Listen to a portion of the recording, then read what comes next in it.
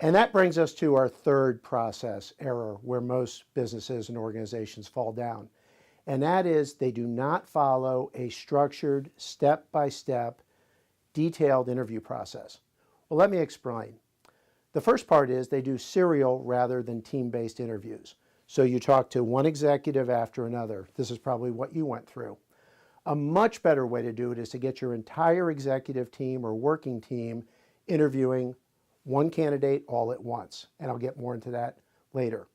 The second is they don't follow behavioral-based interview questions.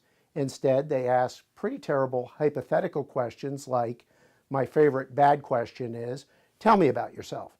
Folks, that is a terrible interview question. Candidates, if for no other reason, then candidates can make up the answer to that, and it tells you nothing about their work product. So you want to follow a structured interview process. Again, we follow the top grading methodology. We have what we call a results-based interview. We do that with the entire team all at once. We get that data up front, get all the team together. Everybody hears the same thing from the candidate one time. Immediately after the candidate leaves, we all compare notes and we make a decision. In fact, we go a little slow to go fast, and in most cases, we let the candidate know on the way to the airport where they stand with the decision. If it's a local hire, very quickly we'll let that person know.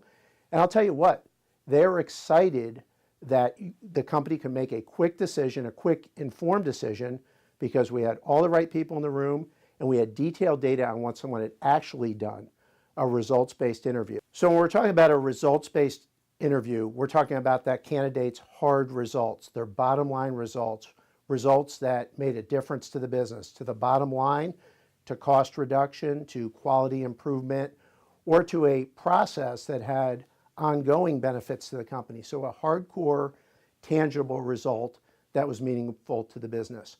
And by the way, don't settle for the, well, we did this. At this point in the interview, you need to ask what the candidate did. And what we say is nicely, well, we get the royal we. That's very nice of you to acknowledge your team.